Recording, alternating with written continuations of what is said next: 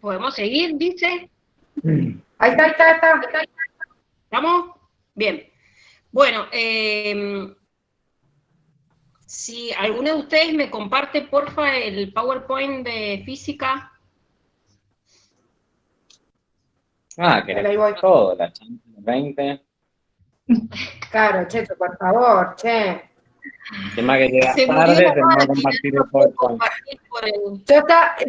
Quería poner el video también grabando, pero bueno, empezamos a agarrar de acá. ¿Qué le vamos a hacer? Igual tengo una duda. Sí. Como que yo estaba viendo el video y me quedé sin aire yo, como que me dio impresión, como que empezó a faltar el aire. Soy la única persona a la que lo pasó. Como que Ay, no, a dije, mí me da mucha emoción, a mí me da mucha emoción. Sí, eso, no, tiene una preparación física increíble. O usó lo que usan en Harry Potter cuando van abajo, ¿no? De una. Bueno, ahí estamos, Chechu. ¿Estamos con el ¿Paso al Power? siguiente? Dale. Ahí estamos. Bueno, nos vamos a la 3 porque la 1 y la 2 eran un saludito. Bien, para que tiene un delay el cosito. Ahí está el video que vimos recién. Exacto. Así que vamos. Bueno, la primera pregunta nos decía calcular la presión absoluta que soporta el buzo a esa profundidad. Acuérdense que con el teorema general de la hidrostática, para poder calcular la presión absoluta, además de la presión hidrostática, es decir, además del peso de la columna de agua que se ejerce sobre el buzo a esos 130 metros, le tenés que sumar la presión atmosférica. ¿Qué significa? Que esa presión absoluta va a ser la presión atmosférica, bajas en pascales, 1,013 por 10 a la 5 pascales, más la presión hidrostática o manométrica de la columna de agua. Esa presión, fíjense que tomé la densidad del agua de mar como 1030 kilogramos por metro cúbico. Multiplicás por la aceleración de la gravedad y por la profundidad a la que llegó el buzo, es decir, esos 130 metros. Y nos da una presión de 1,4 por 10 a las 6 pascales. Es una animalada de presión. Fíjate que si lo pasamos a atmósferas, acordate la relación de igualdad de una atmósfera igual a 1,013 por 10 a las 5 pascales, y te da una presión absoluta de 13,95 atmósferas. Impresionante. Un montón. Realmente impresionante. Si nos vamos a la 4, donde te pedía calcular la... ¿En esta o otra? ¿Ah? ¿En esta estoy bien? En la 4, a ver, espera que bueno, no te... 4 entonces. 4. La 4 te pide calcular la profundidad a donde la presión sería el doble a la que estás acostumbrado a vivir vos. Es decir, vos estás acostumbrado a vivir a una presión atmosférica normal de una atmósfera. De hecho, acá en Mendoza tenemos un poquito menos, porque como nos encontramos a una cierta altura, no al nivel del mar, la presión que soportamos es menor. Fíjate que se plantea donde vas a calcular esa presión, esa altura que vos estás buscando, donde la presión absoluta va a ser igual al doble de la presión atmosférica. Sí, es el punto 3, Melanie. Es el punto 3. Sí. Ahora estoy, por lo que estás diciendo, veo que era la anterior. Ahora sí. Ah, bien, es el punto 3. Yo Bien. decía la filmina 4, Gis. Bien, perdón. Entonces vuelvo, en el punto 3, como te decía, tenés que calcular la profundidad donde la variación de presión es el doble al de la superficie. Acordate que la presión atmosférica en la superficie es de una atmósfera. Como te decía recién, nosotros en Mendoza estamos soportando una presión un poquito menor, porque como estamos a una cierta altura con respecto al nivel del mar, la presión atmosférica es menor. Y fíjate que el planteo que vos tenés que hacer es decir, bueno, esa presión absoluta a esa cierta profundidad va a ser igual al doble de la presión atmosférica. Y la presión absoluta, como la hicimos recién, sería la atmosférica más la presión hidrostática a esa profundidad a la que se encuentra el buzo. Esa altura es una altura hipotética, no está dentro del video. En realidad, cuando él va descendiendo, llega a un doble de presión. Ahí vamos a ver a qué altura sería. Fíjate que eso si vos lo igualás a 2 por la presión atmosférica de este lado que tenés sumando, la pasás restando, ¿sí? En la filmina sería la ecuación 3, y a partir de ahí vas a despejar la altura. Fíjate que esa altura a la que el buzo se sumerge cuando llega a un doble de presión atmosférica a 10,05 metros. Seguramente te habrás metido alguna vez en una pileta, que en Mendoza no tenés piletas con esa profundidad, y sentís la presión hidrostática de la columna de agua, la sentís en tus oídos, sentís como que te zumban los oídos. Yo creo que acá en Mendoza tenemos un máximo de profundidad, creo que de 3,5 más o menos, y ya a esa profundidad, si haces una apnea, sentís la presión. Imagínate la presión que está soportando este hombre a 130 metros de profundidad. Hasta ahora, ¿bien, muchachada, con esto que estamos charlando? Sí, yo tengo una duda, pero creo que fue porque interpreté mal la consigna y por eso lo hice mal. Porque decía, calcula a qué profundidad la variación de presión respecto a la superficie será el doble. Y yo dije, bueno, si baja... ¿Qué? Bueno, para, papá, dame un segundo. Entonces yo dije, si baja 130 metros, entonces tendría que haber bajado mucho más. Entonces dice densidad por gravedad por altura. Y bueno, de ahí despejé y me dio 360 metros. Porque yo calculé, bueno, 26,16 ATM. El doble de la superficie. ¿Entendés? Y la superficie estaríamos a presión. ¿Te quedó claro, Cami? Ok. Sí, entendí. Ahí cuando te voy a hacerlo, sí entendí. Perfecto. Perdón la interrupción. No, por favor, para eso estamos haciendo esto. Nos vamos a la filmina 5, dice, vendría a ser el punto 4. Bien.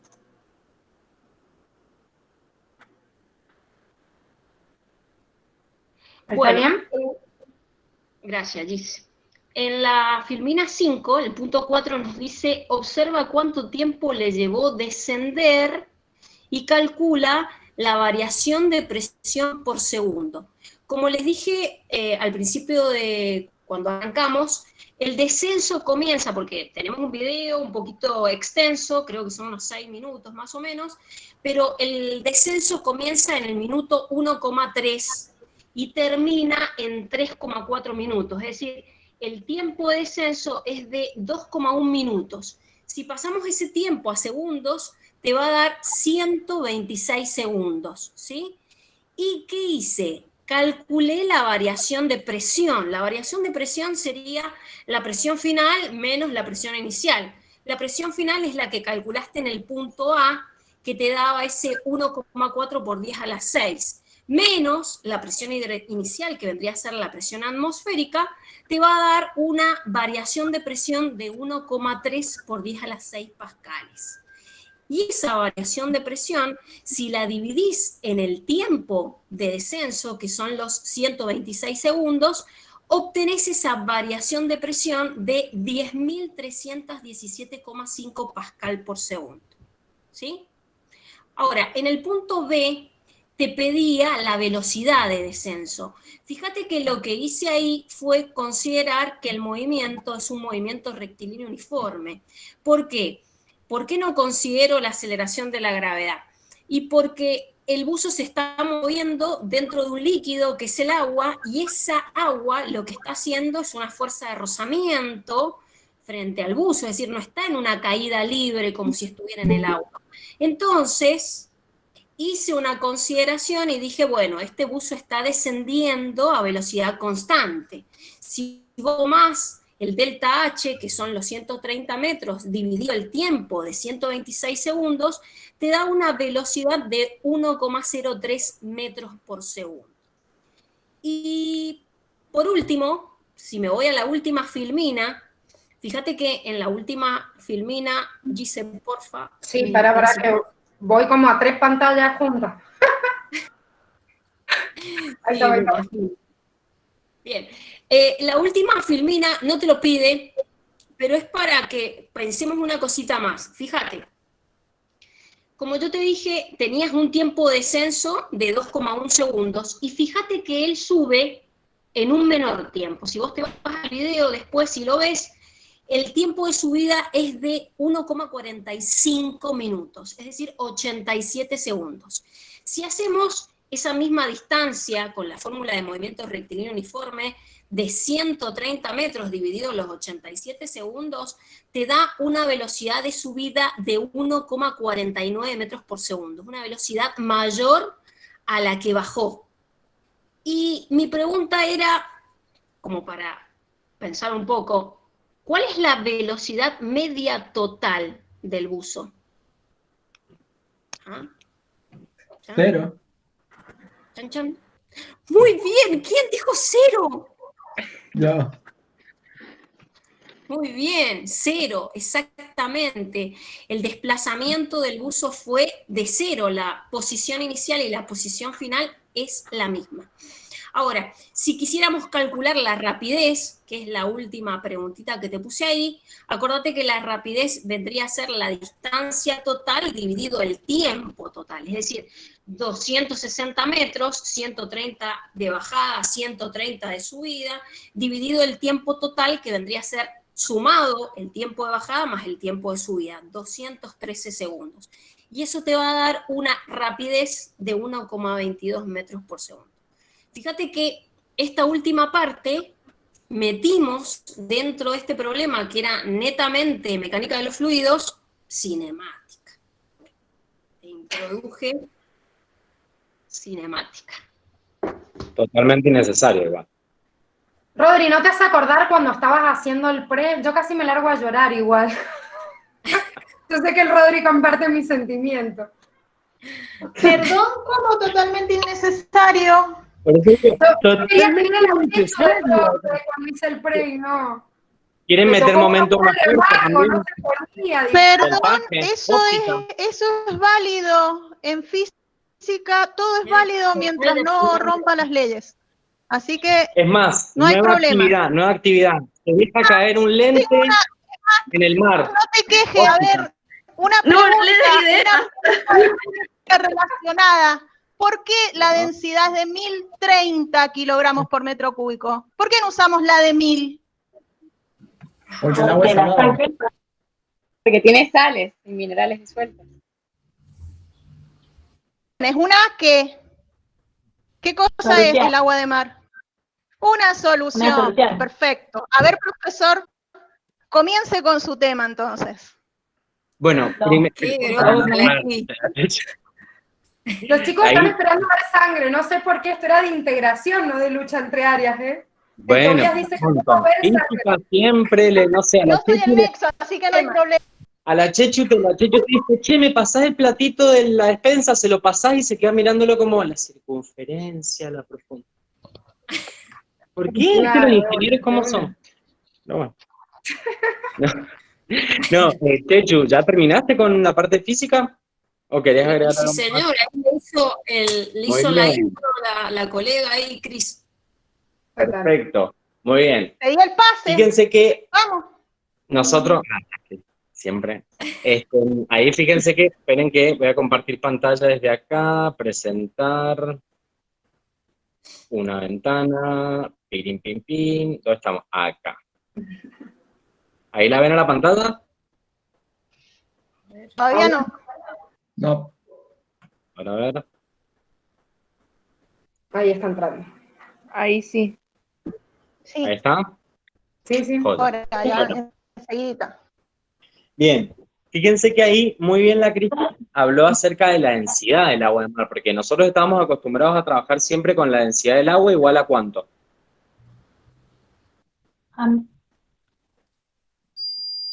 La densidad del agua o 1 gramo Muy bien. sobre centímetro cúbico. Perfecto, muy bien, ¿sí? Pero, como bien dijo la Cristi, el agua de mar no es agua solamente, y dijeron ustedes también que tiene sales disueltas, y si nos queremos poner un poquito más específicos, en realidad el agua de mar tampoco sería una solución, sería una mezcla, un sistema heterogéneo, porque hay bacterias, hay algas, hay un montón de cosas en el agua que no las alcanzamos a ver al ojo, pero si las pongo en el microscopio, ¿las veo o no las veo? Sí, sí, se ven. Sí. Se ven. Sí. Entonces, ¿sería una solución o sería un sistema heterogéneo? Si lo puedo ver al microscopio. Sistema heterogéneo. Muy bien, sistema heterogéneo. ¿Sí? Eso por ahí como detalle. No hace falta, no entra en el examen, así que no se preocupe. Lo podemos como dato de color. Pero está muy bien ver entonces que la densidad del agua de mar es distinta. Si ustedes acá lo relacionamos con física, si ustedes estuvieran haciendo esta misma inmersión en agua sin sales, por ejemplo, en agua dulce, ¿serían iguales todos los valores de presión, por ejemplo? No. No. ¿No? No, muy bien. Serían Y si le mucho agregáramos menores. otras cosas al agua, distintas a la de mar, ¿sería distinta la presión o no? Sí. Sí, porque cambiaría la densidad. Y ahí, como les mostró la Chechu, al cambiar la densidad y la velocidad, la presión y todas esas cuestiones, fíjense cómo van relacionadas, ¿sí? Entonces, ahora entramos a lo importante acá. ¿Ahí ven bien la pantalla? Sí. ¿Sí? Joya. Muy bien, fíjense en la primera parte, arrancábamos con química un poquito que decía que en el organismo tenemos elementos y compuestos que viajan de un lado al otro del cuerpo, principalmente oxígeno, dióxido de carbono, y pueden viajar unidos a proteínas, facilitando el transporte, pero también lo hacen de forma solitaria como gases disueltos, ¿sí? O sea que hay varias formas de transporte, en este caso los nombramos dos. Ahora, desde química, analizando un poquito todo esto. ¿Por qué creen ustedes que, digamos, piensen, ¿qué pasa con los gases cuando se hace una inmersión tan profunda? ¿Qué pasa con los gases cuando yo les cambio la presión? ¿Qué comportamiento tienen? ¿Qué les ocurría a los gases? ¿Se cambiaban, Se no expande. cambiaban, eran iguales? No, se expandía. Se comprime. Se comprime. O sea, de por sí los gases tienen la propiedad de expandirse, pero al aumentar la presión, aumenta la presión parcial de cada gas. No sé si a eso te referís. Yo ¿Qué iba les a pasa a decir los gases? General. que cuando aumenta la presión disminuye el volumen, son inversamente proporcionales. Muy Cambia bien. sus propiedades. Cuando aumenta la presión, ¿qué es lo que le pasaba al gas? Se comprimía. ¿Se comprimía o no? Ujú. Esto mismo que nosotros estamos viendo con los gases, que ustedes lo están viendo en una inmersión profunda, fíjense, a medida que el buzo empieza a bajar, ¿qué pasa con la presión a la que está sometida el cuerpo del buzo? ¿Es más grande la presión al fondo del mar o más chiquita que en la superficie? Más grande. Más grande, o sea Es que más grande. esa presión tiene que ser resistida por el cuerpo del buzo.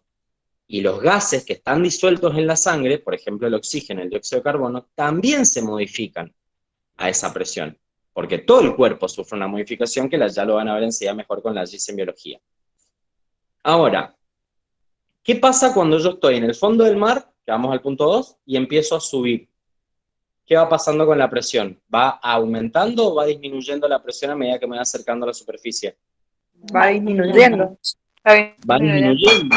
¿Por qué? Porque la columna de agua y la columna de aire que tiene el buzo encima va siendo cada vez menor. Entonces, a medida que el buzo va subiendo, la presión empieza a disminuir.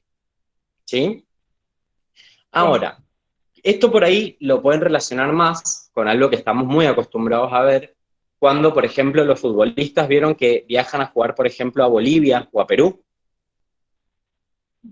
Vieron que los futbolistas generalmente no pueden irse con 3 días de anticipación. ¿Qué tienen que hacer? O irse el mismo día que juegan, bajarse el avión, jugar y volver a subirse, o tienen que irse un tiempito Una antes. semana antes.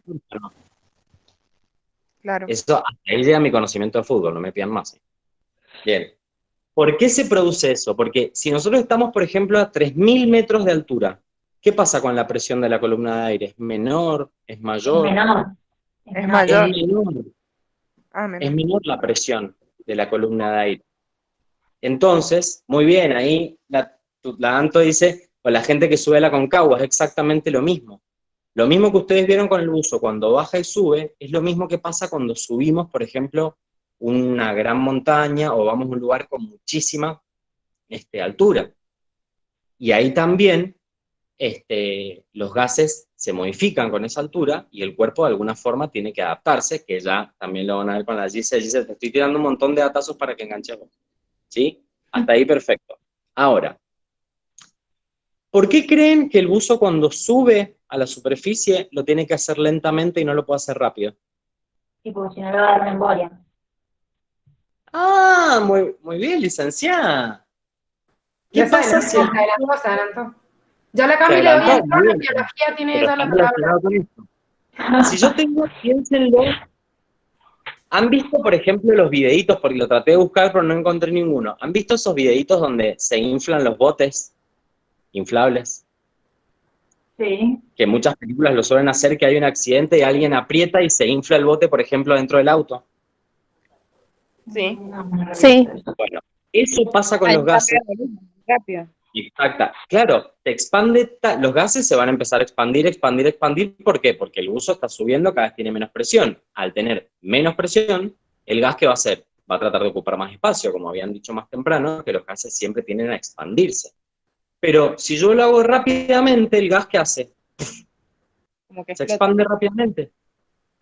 Y no le da tiempo al cuerpo a adaptarse y decir, bueno, Negri, pará, de a poquito, anda aumentando el volumen y me voy aumentando. Se expande rápidamente y ahí es cuando la Giselle enseguida nos explica qué pasa. ¿Sí? Pero fíjense que todo esto que estamos viendo es súper importante, no solamente en lo que vieron del buzo, en la parte física, sino ahora lo estamos viendo cuando hacemos una inversión y que también podemos hacerlo, al contrario, cuando escalamos una altura muy alta, tiene que ver con lo que vimos en la unidad 1 de las leyes de los gases. ¿Sí? Ese comportamiento de los gases es el mismo que les permite a ustedes explicar todo esto, y en biología lo van a ver, y después cuando sean médicos lo van a ver, que todo lo que van a tratar tiene que ver directamente con esto. ¿Sí? Incluso el Fede, ahora me estoy dando cuenta que es guía de montaña, les puede asesorar un poquito con respecto a eso. Importante. Multimarca, o sea, multiárea posta, la consultoría, es todo fácil. Bien, ahora vamos a la parte 4, que es la más aburrida de todas, pero la vamos a ver igual. Fíjense, hasta acá, ¿alguna duda de lo que hemos visto de los gases, cómo se comportan, presión, aumenta, disminuye? No.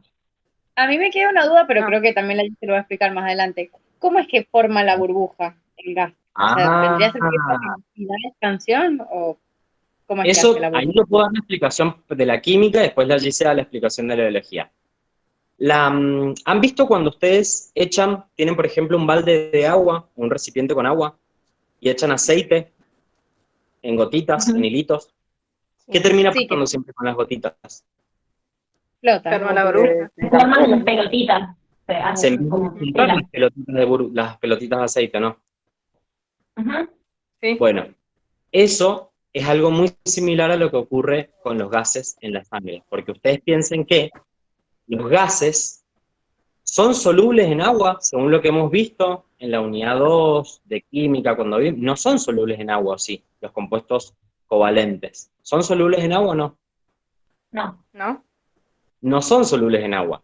A pesar de no ser solubles en agua, en la sangre una pequeña parte sí va disuelto, muy pequeño. Pero ¿qué pasa? Cuando empiezan a aumentar de tamaño, piensen que empiezan a ocupar cada vez más espacio, pero el espacio de la arteria o de la vena sigue siendo el mismo. Entonces, ¿qué va a pasar eventualmente con las moléculas de los gases? Se van a encontrar, van a empezar a aumentar y se van a empezar a encontrar y van a empezar a formarme esa gran burbuja, que es lo que nos finiquita después. ¿Sí? Pero muy buena pregunta, se ve por eso, porque se empiezan a encontrar y se empiezan a chocar y eventualmente forman la burbuja grandota. ¿Sí? Esto lo pueden ver también, ¿saben con qué lo pueden ver? Para que lo vean en la casa. Con una botella de agua, ¿vieron cuando le dan vuelta a la botella y la empiezan a vaciar? Fíjense que todas las burbujas se juntan y empiezan a formarse chiquititas y cuando llegan arriba están todas grandotas. Es exactamente lo mismo. ¿Eh? Para que lo vean también en la casa ahí con el ejemplo. ¿Ahí quedó la duda más o menos? Sí, Creo que Eva había preguntado. Joder. Ahora bien, vamos a esta parte, a la 4. Yo quiero decir algo, Antes que Dale. me olvide, ¿puedo? Levanté la mano, pero nadie me prestó atención. Profe, ¿puedo decir algo? Escuchame, ¿por qué se juntan las burbujas? No solamente porque se chocan, sino que hay una cuestión de tensión superficial entre las dos superficies, el aire y el líquido que es la sangre. Eso se junta y se hace la burbuja grande. ¿Está bien? Para que lo relacionen también.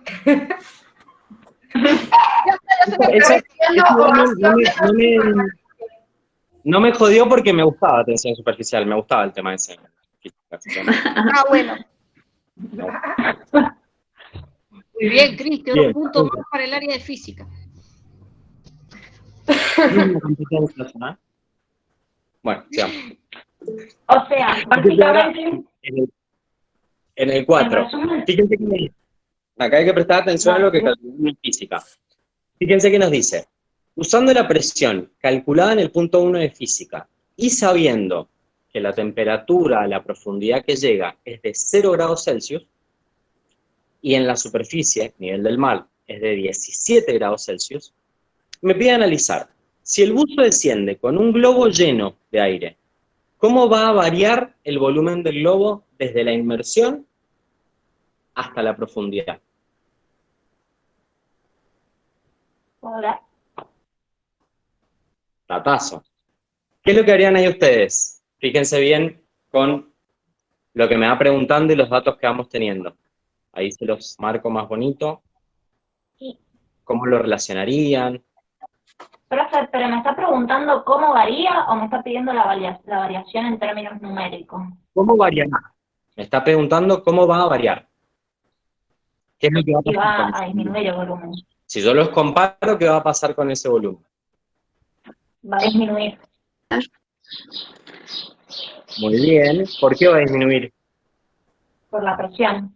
Las moléculas del gas se van a muchar y va a disminuir su Muy volumen. bien. Se van a comprimir porque la presión ha aumentado. Y fíjense la temperatura. ¿Qué pasa con la temperatura? Ay, ¿por qué no? Esperen, no entiendo esto. ¿Qué pasa con la temperatura en el fondo del mar y la temperatura en la superficie? ¿Cómo es? ¿Es igual? ¿Es distinta? Es distinto. Menor.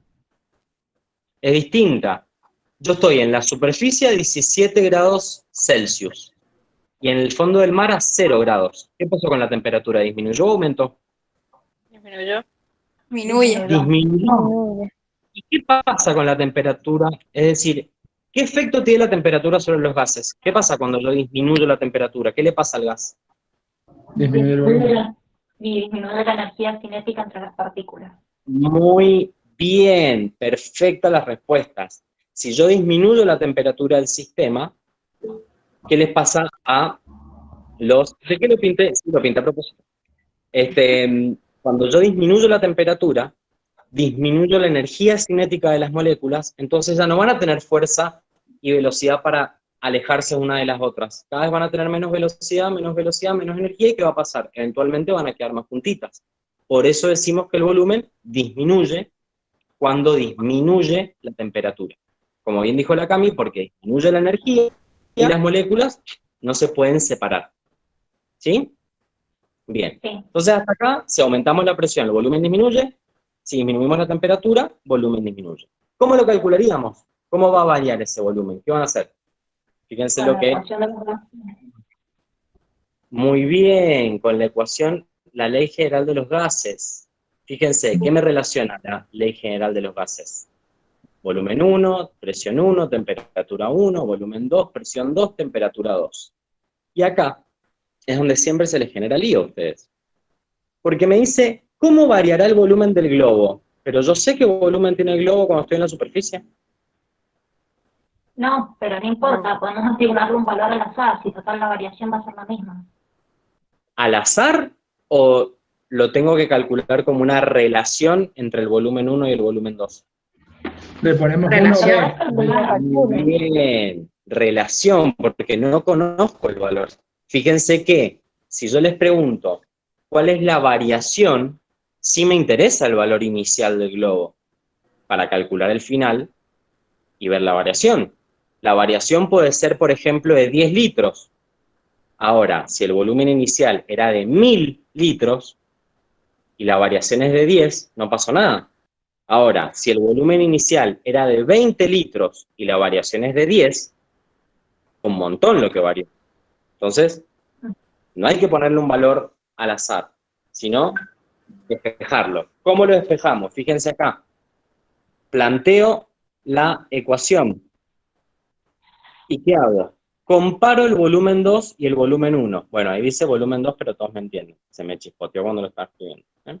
Comparamos volumen 1 con volumen 2. ¿Y cómo hacemos en matemática para comparar dos valores? ¿Qué operación sencilla hacemos? Una fracción. Una ecuación. Profesora Leda, ¿qué operación es esta? Una división. Muy bien, hacemos Una relación. Acuérdense que las divisiones también se denominan relaciones, ¿sí?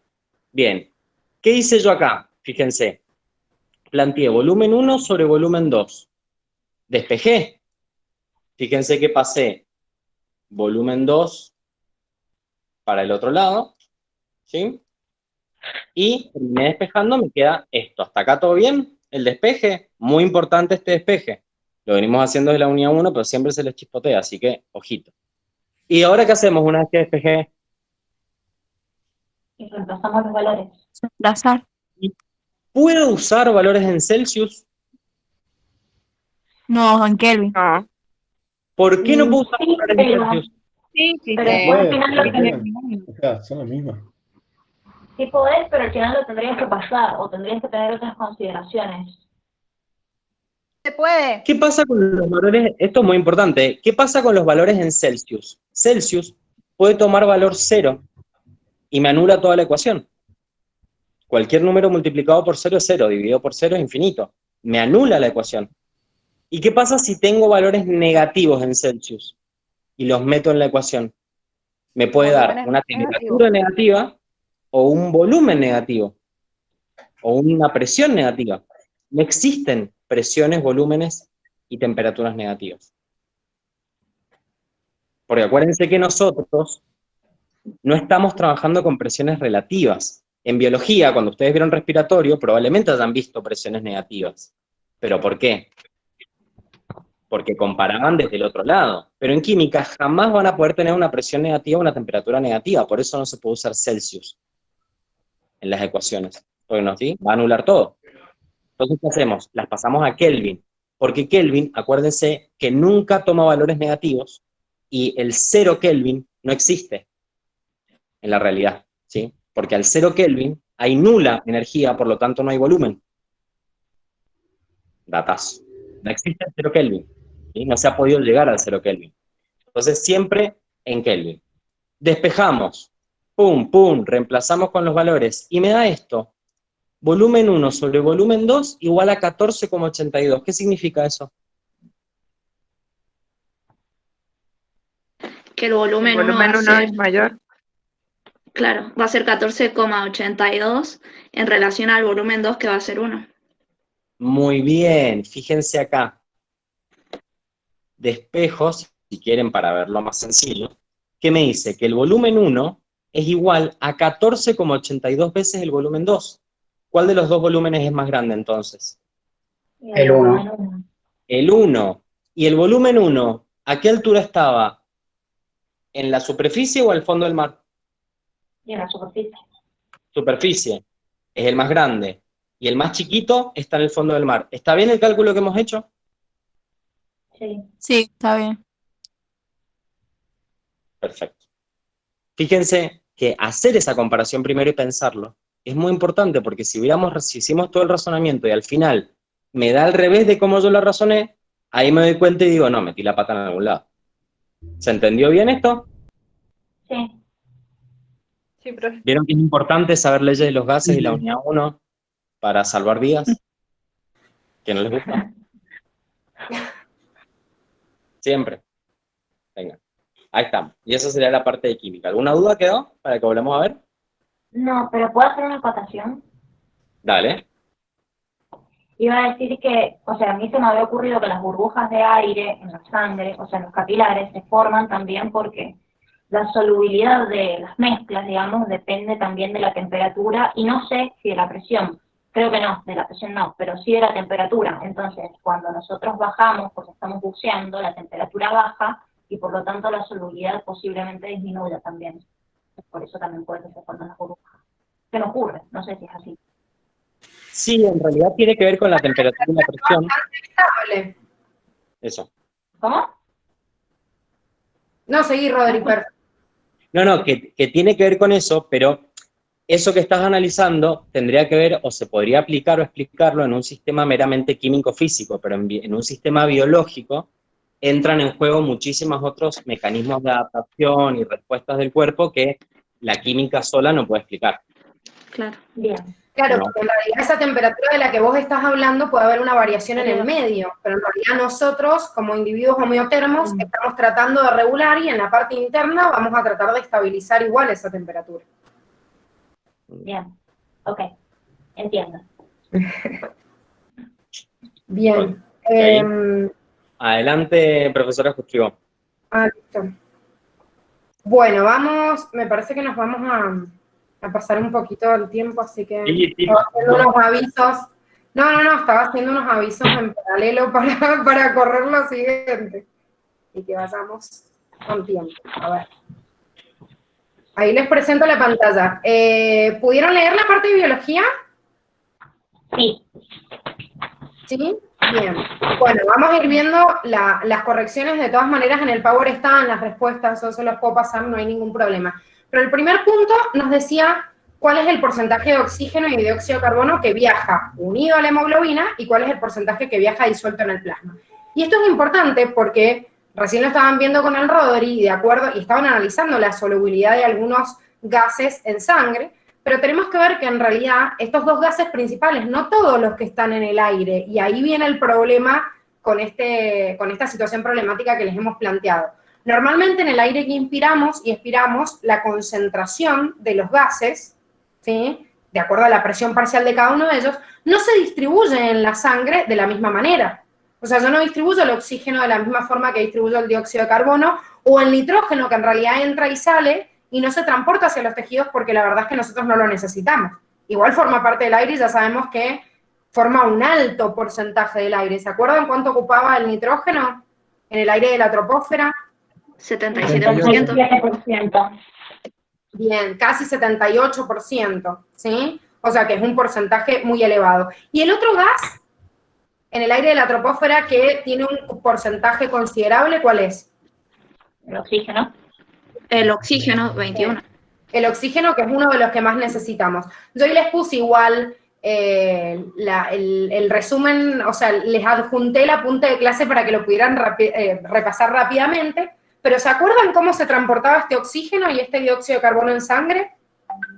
Sí, unidos a la hemoglobina y disueltos en plasma. Bien, bueno, vamos al oxígeno primero. ¿Qué porcentaje viaja distribuido por la hemoglobina? Creo que era el 99,algo%. Bien, 99, algo, porque te decía que el 0, claro. Claro, porque es muy insoluble. Perfecto. 0,3 mililitros por cada 100 mililitros de sangre tienen disuelto el oxígeno, solo en el plasma. O sea que burbujeando en el plasma en realidad no hay mucha cantidad, la mayoría está enlazado con la hemoglobina. Recuerden igual, en el caso nuestro, ¿sí?, tiene que ver con la hemoglobina, en el caso de cualquier otro animal, en realidad que también puede hacer distribución a través de otros pigmentos respiratorios, incluso muchos en los ecosistemas acuáticos, como los moluscos o los artrópodos, utilizan otros pigmentos respiratorios como era la hemocianina, ¿sí? Pero en el caso de nosotros, el 99,7 está, o sea, viaja unido a la hemoglobina. Y en el caso del dióxido de carbono, en ese caso era 65 al 70, 65 al 70 en forma de bicarbonato, 10 disuelto en el plasma y de 5 a 30 como carboxihemoglobina.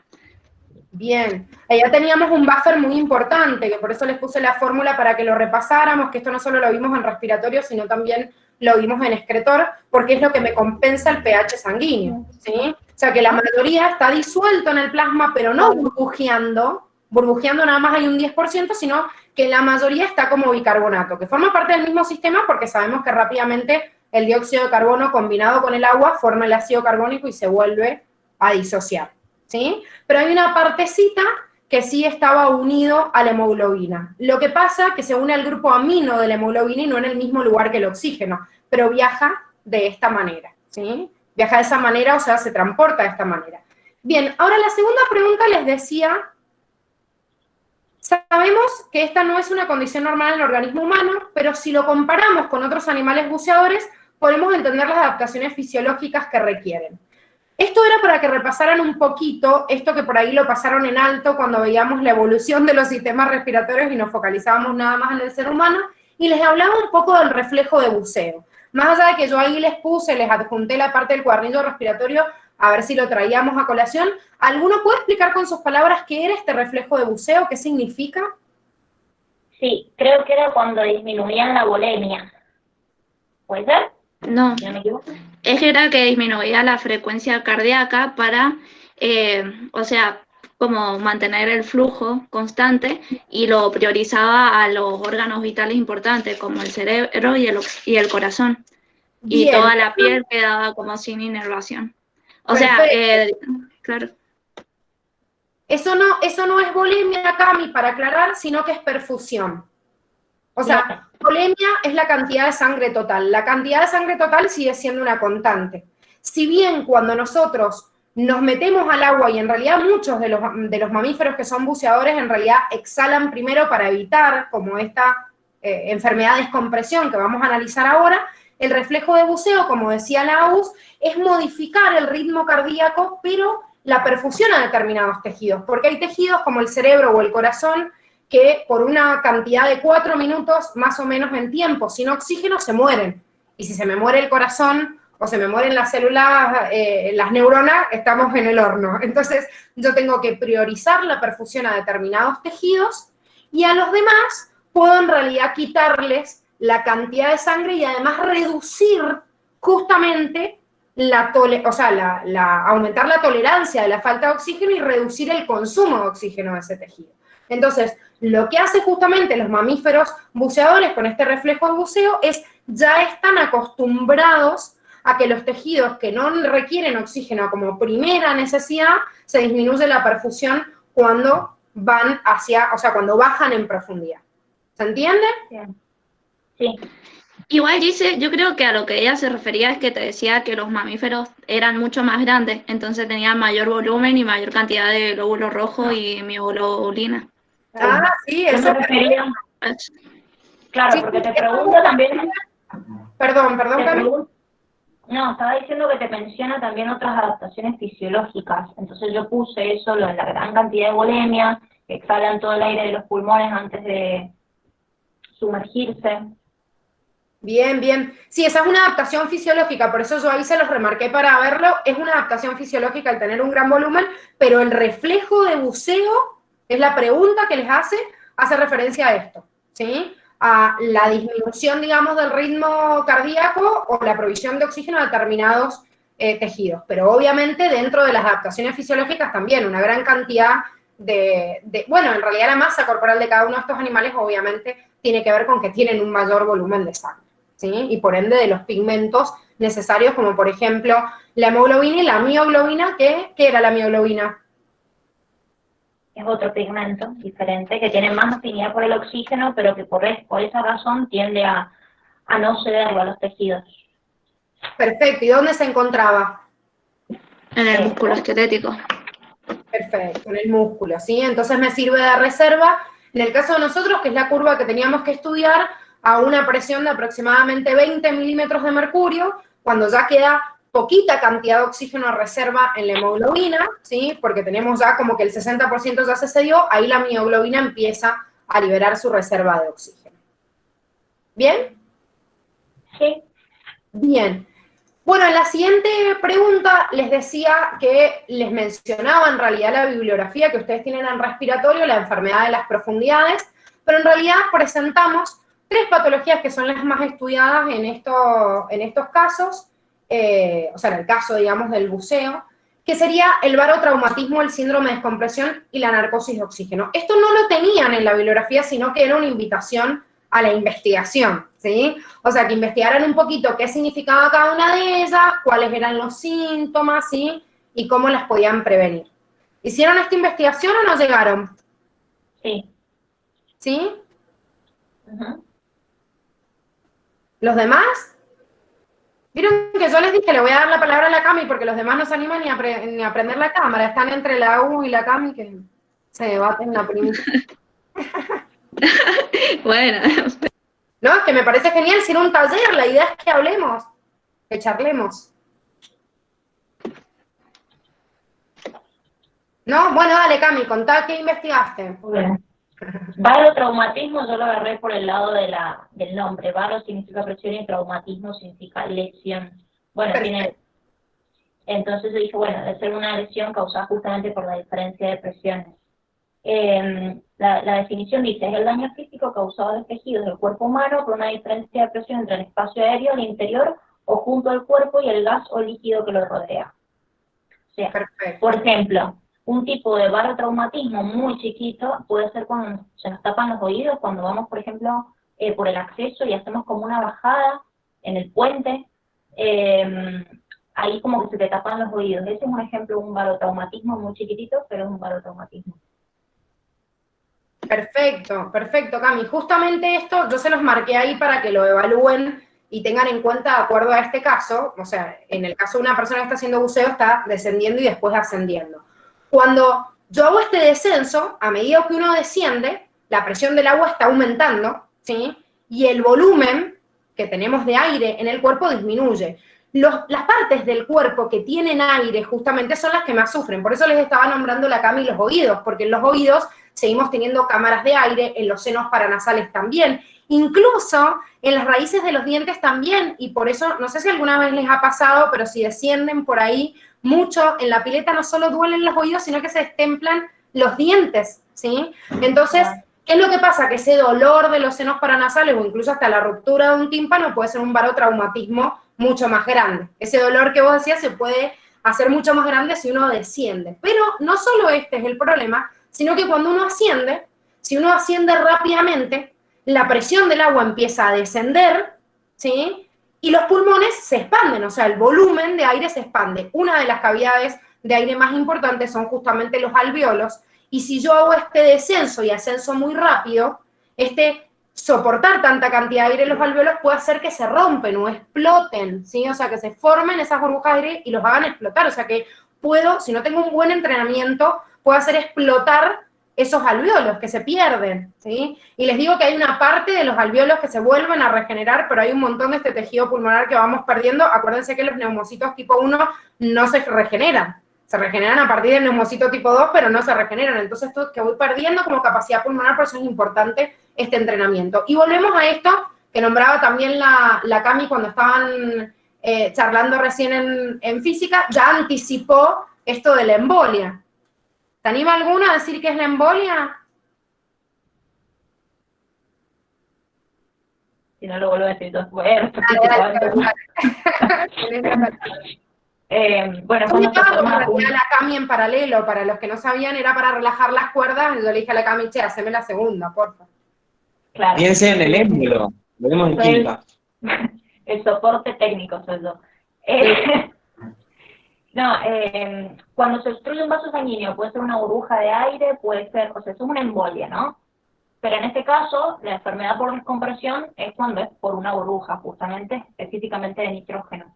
Que es porque se forma una burbuja del nitrógeno que está disuelto en sangre, se junta y obstruye el vaso sanguíneo, bueno, es dolorosísimo y puede llegar a ser letal. Perfecto, y esto es lo que justamente estaba relacionado con el siguiente síndrome, que era el síndrome de la descompresión, porque tiene que ver con esto, ¿sí? Cuando un buceador sube o asciende rápidamente, ese gas nitrógeno ingresa a los tejidos, y si yo no logro descomprimir, o sea, que ese aire se descomprima en el tiempo adecuado, se forma una gran burbuja, como estaban viendo justamente con el Rodri, si se tapa un pequeño vaso. El problema es que se puede infartar cualquier parte del cuerpo. ¿Cuál sería el riesgo más grande? Que bloquee. El cerebro. O también el corazón. Hay parte celular también. Perfecto, o sea que si yo entro en una arteria chiquitita o en un vaso coronario que me da un infarto de miocardio, chao, no cuento la historia. Y si me pasa lo mismo en una arteria chiquitita que llega al cerebro también, pero puede pasar en cualquier parte, ¿sí? O sea, en cualquier arteria, en cualquier vaso pequeño. De hecho, hay algunas arterias muy chiquititas que van hacia determinados lugares y también son un riesgo. Imagínense la arteria que va hacia la retina del ojo. O sea, una burbuja o se tapa con una placa de ateroma y chao, no la contamos, te quedaste ciego de un momento a otro. Entonces, por ahí hay pequeñas partes del cuerpo que se van muriendo paulatinamente con el tiempo y no nos entendemos, porque de repente me quedé con un 20% menos del estómago y quizás ni me enteré. Ahora ya en el cerebro o en el corazón es más riesgoso porque tenemos en realidad la afectación de absolutamente todos los otros tejidos. Entonces, esta embolia, en el caso del buceador, el problema es que el nitrógeno, que tiene una alta cantidad en el porcentaje del gas, en realidad, del aire, forma burbujas, muchas burbujas porque hay mucha cantidad de este nitrógeno y si no logro que se descomprima a una velocidad correcta, ese nitrógeno termina tapando o puede terminar tapando un vaso, ¿sí? Y de hecho... Te hago una pregunta. ¿Y el oxígeno y el dióxido también pueden llegar a formar burbujas o se hace solamente por el nitrógeno? Sí, totalmente. En realidad el riesgo más grande es por la cantidad de gas, por la cantidad de nitrógeno que hay. Y además que no hay una proteína en sangre que esté especializada para transportar nitrógeno. Lo que sí pasa con el oxígeno y con el dióxido de carbono. O sea, el dióxido de carbono tenés un sistema buffer que rápidamente trata de convertirlo y en el caso del oxígeno es rápidamente captado por la hemoglobina. Entonces estás disminuyendo rápidamente la cantidad de esos gases que hay en sangre. En cambio, el nitrógeno no lo agarra nadie. O sea, claro, si anda suelto en el plasma, tiene que salir. Entonces, por eso el riesgo más grande es justamente por el nitrógeno. Ah, bien. Bien, pero gracias. Pasa en realidad con todos. ¿Bien? ¿Alguna duda? ¿Puedo hacer una acotación? Sí, sí.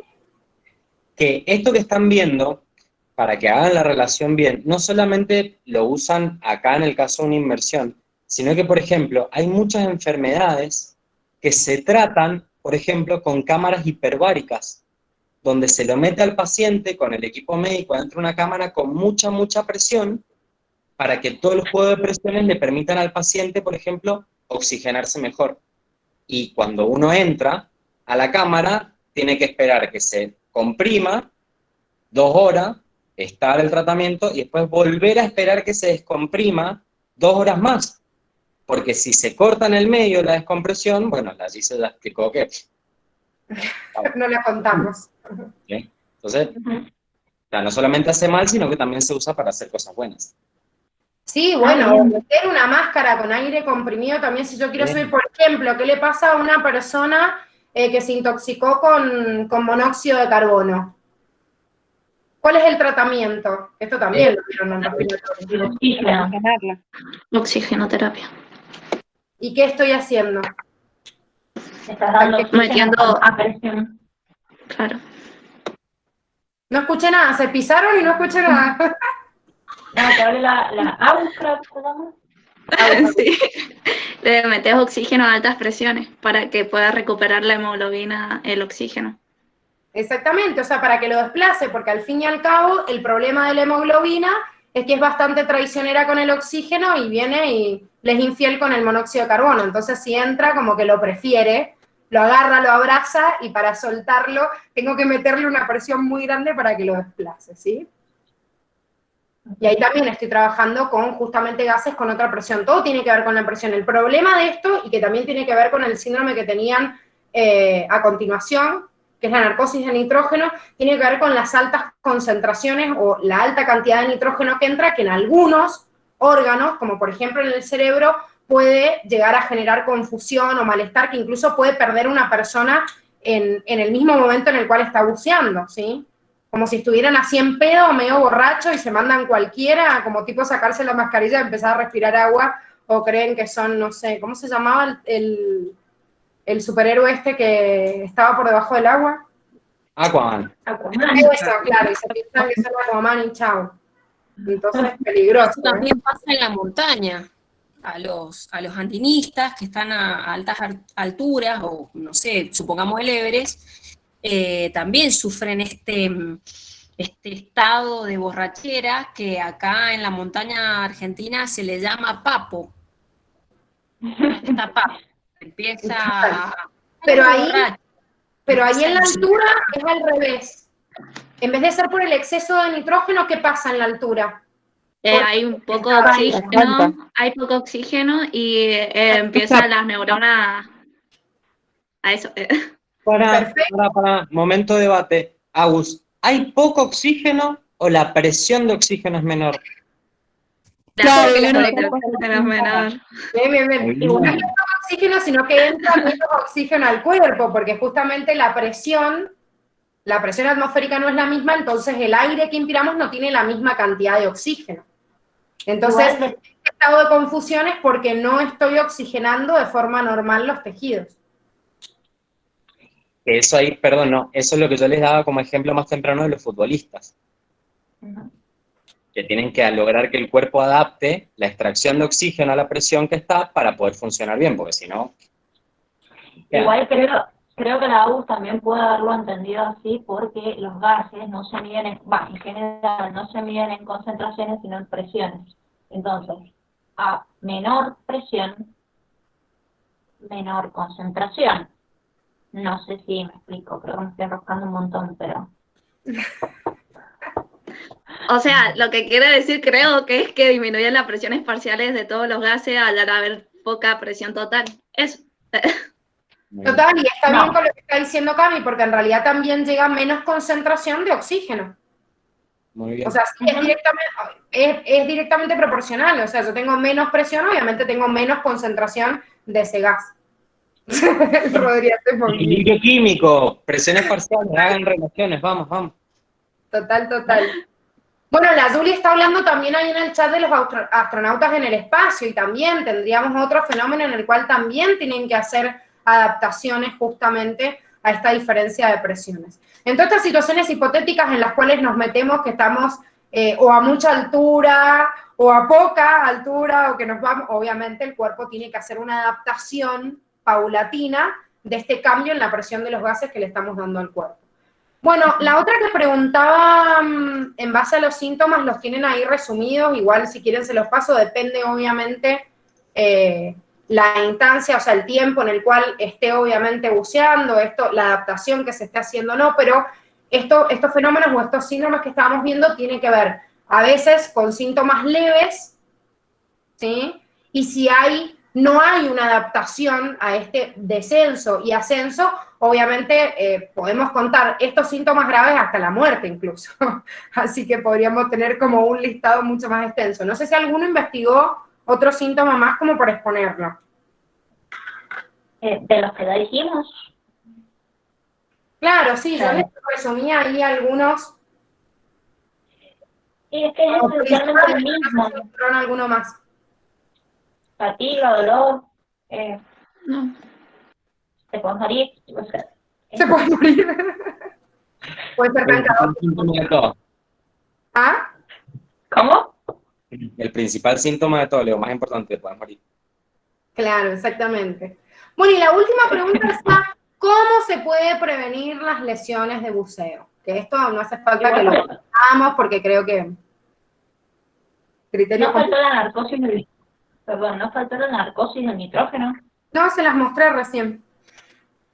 Ah, ok.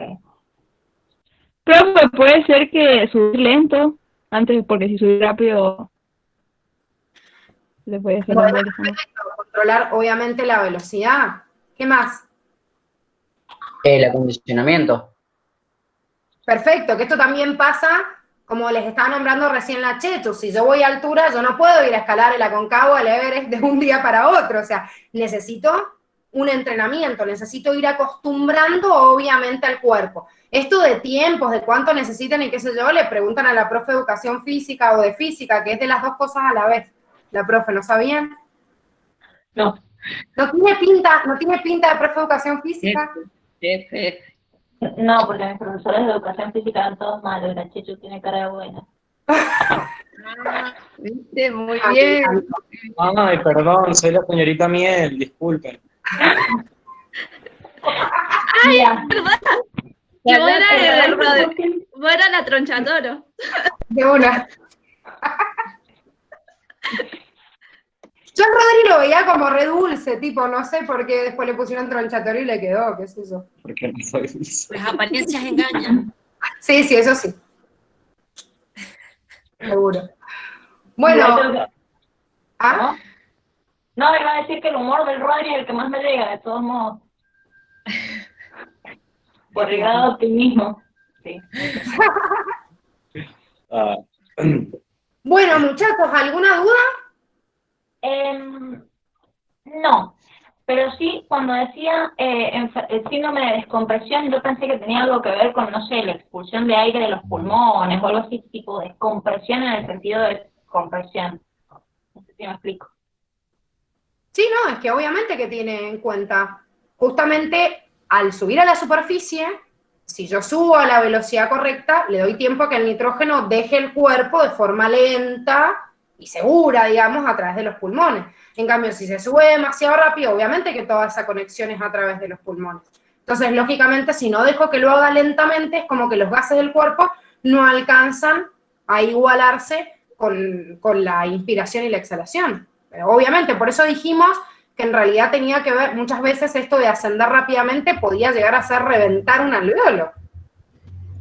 Ah, interesante.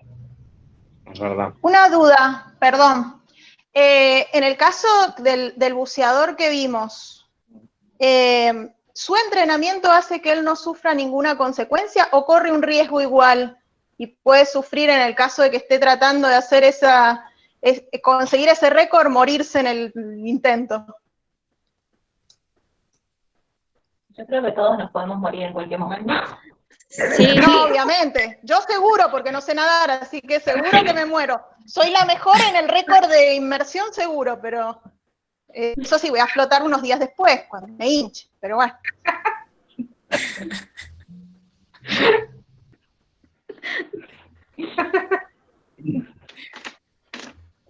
Pero a este hombre, ¿qué le pasa?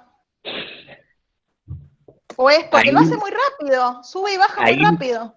De todas formas, en los buzos y de la misma forma en los que escalan, siempre cuando se termina la actividad están bajo revisión médica un tiempo, porque muchas veces está todo piola los primeros 2 días y al tercer día el buzo la queda.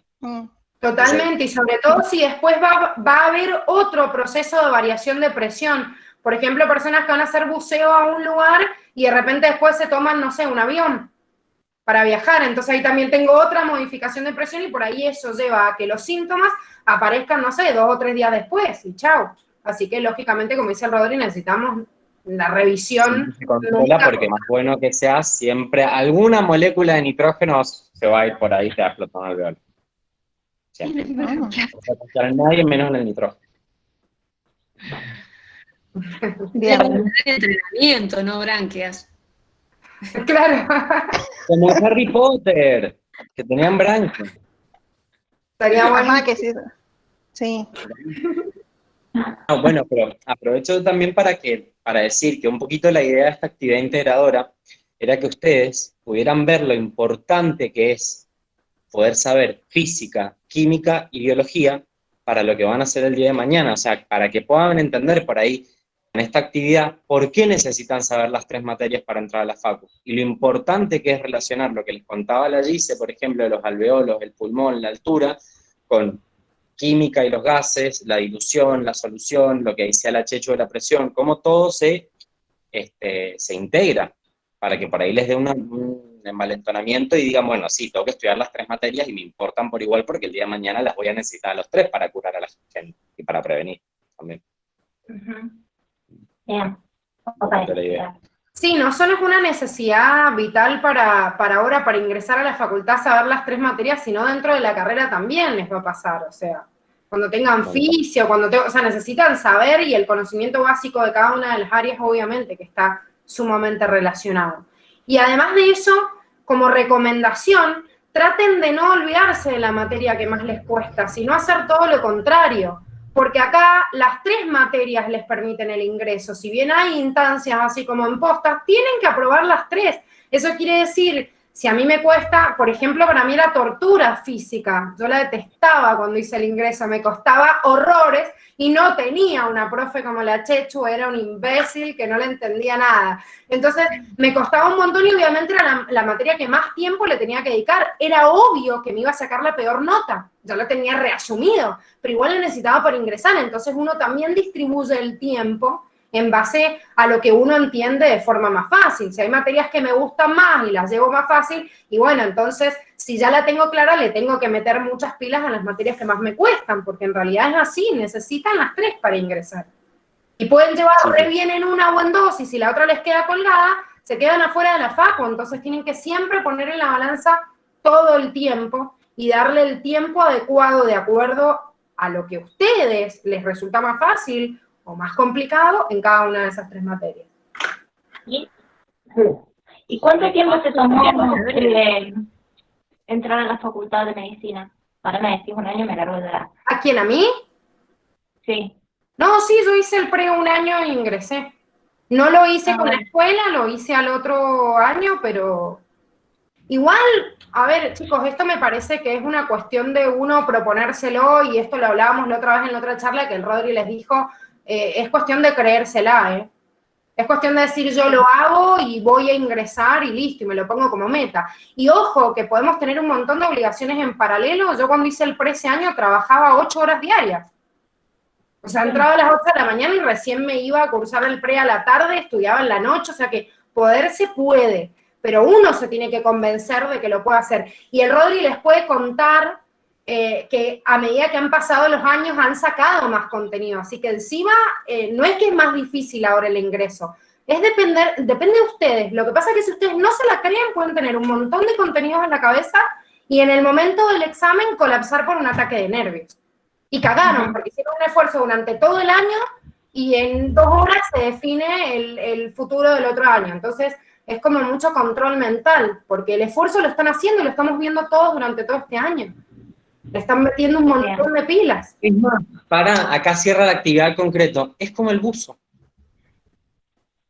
Es como... El buzo se tuvo que preparar para hacer eso. Imagínense si el buzo está a 90 metros bajo la superficie del mar y de pronto dice, no llego. Le agarra un ataque de pánico y va a salvarlo. No, que le entra agua. Exactamente como el buzo. Y murió ahí. Claro, narcó 5 litros, pero saca la mascarilla, empieza a respirar y chao, cagué. Entonces, es como dice la Gise, les digo siempre, primero es como, todo esto es como yo les digo, es como cuando van a comprar Fernet y son menores de edad, o cuando querían entrar a boliche y no tenían documentos, actitud. Si vos tenés actitud, nadie te va a pedir el DNI. Ah, qué buenos consejos. Obvio. Excelente. Y a vos te falta boliche, yo logré entrar a los boliches de los 14 años con actitud, nada más. Claro, la actitud está muy lejos, chicos, muy lejos te lleva la actitud. No es lo todo, pero te lleva muy lejos. Así que... Solo hay que elegir el camino correcto, porque la actitud te puede llevar a cualquier lado. Pero llegás, eso es lo importante. Eso es obvio. Busquen el camino correcto nada más. Retomando lo que hizo Rodri, creo que ¿por qué hizo el récord? Porque hizo el entrenamiento que tenía que hacer, ¿o no? Entrenamiento en febrero a full. Sí, muy importante. Esta también es una clave importante, chicos, porque la verdad es que ustedes ahora vienen trabajando un montón, pero hemos hecho una etapa, una de las 3 que tenemos, porque hemos visto nada más el contenido y estamos finalizando eso, estamos finalizando de ver los temas nada más. Ahora viene una instancia muy importante en el cual uno va fijando y va repasando, y después en los globales va puliendo un montón de instancias que hasta ahora no hemos visto. Bueno, controlo el tiempo, bueno, que la grilla no me gane, que no me ganen los nervios, cuando ya el conocimiento está en la cabeza y se empieza a relacionar con todas las unidades. El entrenamiento más fuerte de ustedes viene ahora, empieza ahora y continúa full en enero y febrero. Hasta ahora es como que, por más que se confundan en un examen y uno ve y dice, ay, no me acuerdo de esto, tienen todavía tiempo. Pero este tiempo de entrenamiento es donde más tienen que controlar y decir, va, a ver, tengo que confiar en lo que ya he visto, tengo que ver que lo que ya analicé, lo que ya estudié, en lo que ya me confundí, me sirve como conocimiento previo e ir construyendo. Uno no se tiene que bloquear en un examen. Tipo ahora que empiezan los integradores globales, uno dice, ay, no, esto no me lo acuerdo, me quiero matar, tengo que ponerme a leer 55 millones de hojas antes de rendir el integrador. Porque de ese mismo integrador ustedes aprenden. Y no se tienen que dejar ganar por eso. No sé si algunos de los que están acá han ido a rendir a la facultad y por ahí se encuentran algunos de estos locos de mierda que antes de rendir están con hojas revisando antes de rendir, antes de entrar en el examen. ¿No sé? Antes de rendir. No, iba a decir que antes de rendir la única opción correcta es comerse semejante desayuno, un café con leche con un alfajor, el más caro que era en el kiosco, es la única forma. No se repasa, no se rendir jamás. No se hace. Totalmente, aparte ¿para qué vas a leer? Imagínense leyendo algo, o sea, de las miles de páginas que tienen que ver leyéndolas 5 minutos antes. Una ensalada en la cabeza terrible. O sea, uno tiene que confiar que lleva todo un año remándola, preparándose y agotando todas las instancias que se pueda. Cada taller que se presenta, cada práctico, cada integrador, cada global, todo suma a este entrenamiento que ustedes están haciendo. Entiendo. Ahora sí. Vamos a seguir haciendo talleres como este, o sea, integradores. Y yo creo que ya por la fecha... ¿Gustó? ¿Acá? ¿Gustó? Sí. A mí todo lo que son talleres, casos clínicos, esas cosas me encantan. Creo que es lo que más me ha servido para aprender. Yo me reí mucho, o sea, empecemos por ahí. Sí, sí. Le quita solemnidad a las clases virtuales, me gusta. Total. Sí, hemos tratado de ir distribuyendo algunos talleres o instancias de cada una de las áreas, algunas que integraban entre uno y otro a medida que, bueno, nos permite también la planificación. Yo no sé si llegamos con el momento del año en el que estamos para plantear otra actividad, sí. Bueno, está bien. Pero bueno, sería cuestión de estudiarlo. Quizás la Cami nos tira una idea, ¿entendés? Improvisamos algo, ¿no? Pobre Checho. Bueno, si quieren, yo lo armo, si quieren. Ahí pregunta el Mateo, ¿cuándo tenemos las vacaciones? No sé de qué vacaciones está hablando el Mateo. Yo no sé por qué hablan de vacaciones, porque los únicos que tenemos vacaciones somos nosotros, pero ustedes no. Pues tampoco tantas vacaciones vamos a tener. Bueno, pero mini son, ponele que hay son... Hay que organizar los globales, tomar mucha inspiración ahí.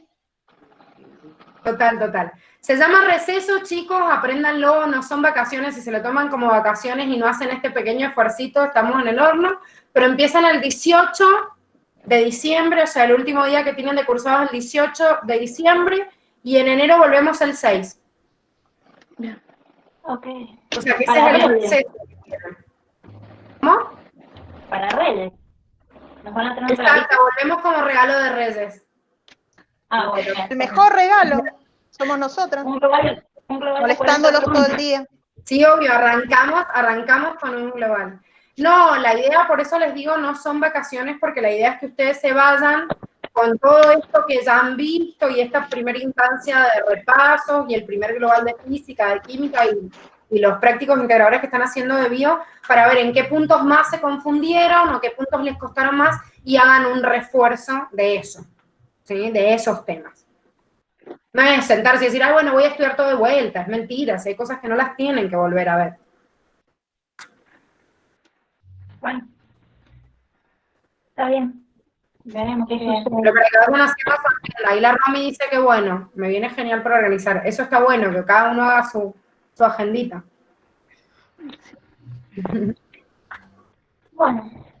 Bueno. Está bien. ¿Alguna duda, consulta, pregunta? No de momento. No, la verdad creo que lo entendí todo. Bueno. Chicos, ¿quieren hacer un cierre? Robert, Chechu, Cristi. ¿Yo? La Chechu que haga un cierre por lo menos con esa máscara que tuve, que es genial. Ay, sí. Bueno, disfruté muchísimo la actividad. La verdad, me encantó. Para la próxima vez te queremos ver debajo de una pileta. Sería fantástico, me encantaría. Bueno, Me encantaría. Escucha, qué pena. Estas cosas hubiesen estado bueno verlas en clase, o sea, en clases presenciales. Bueno, pero hay que también pensar, Cami, que las clases presenciales tienen un montón de cosas obviamente a favor, también otras en contra. Tenemos la posibilidad de explotar en esta instancia virtual un montón de cosas que se pueden compartir, ahorramos tiempo sin tener que trasladarnos, y eso también les facilita. Creo que todos conocemos la educación de forma presencial, y tenemos que aprender a sacarle algo bueno, si no uno se suicida y lo único que hace, ¿vieron el champán ese? ¿Cómo se llama el champán del 2020? Ah, Escuchamos no lo voy a decir porque estamos grabando. Sí, todos sabemos. No, pero por ejemplo, nunca habíamos hecho una actividad de este tipo antes. Es la primera vez que la hacemos. Y la pudimos hacer un poquito también por esta situación. Sí, así que siempre hay que tratar de sacar algo bueno de todo. Sí, total, en las instancias virtuales por ahí tenemos esta posibilidad que no hay que coordinar con aulas, con la hora en la que van, con esto, que uno se conecte un ratito en la casa y posibilita también un montón de instancias. Ustedes han vivido actividades de integración entre áreas, no solo estas tres, sino las otras que hemos hecho por separado, y que son una novedad justamente de la virtualidad. Entonces, bueno, uno tiene que aprender a aprovechar eso. Y ya vamos igual metiendo un par de actividades más, vamos a planear para enero y febrero, van a tener algunas instancias presenciales, así que a ponerle las pilas. Clases de meditación y van a Oh, de una. Clases de buceo. De buceo no sé, pero de meditación, sí, por favor. Estaría bueno de buceo, bueno. Es muy bueno. Bueno, ¿viene con el clonazepam incluido o eso es aparte? No, aparte. Ese es el plan B, al que no es haciendo meditación le entra el clona como plan B. Pero bueno, los únicos. Bueno, pero muchas gracias. Nada, gracias a ustedes. Chicos, gracias por sumarse a todos y nos vemos. Nos estamos viendo. Chao, Chao. Chao. Gracias por atender. Nos vemos. Gracias a ustedes.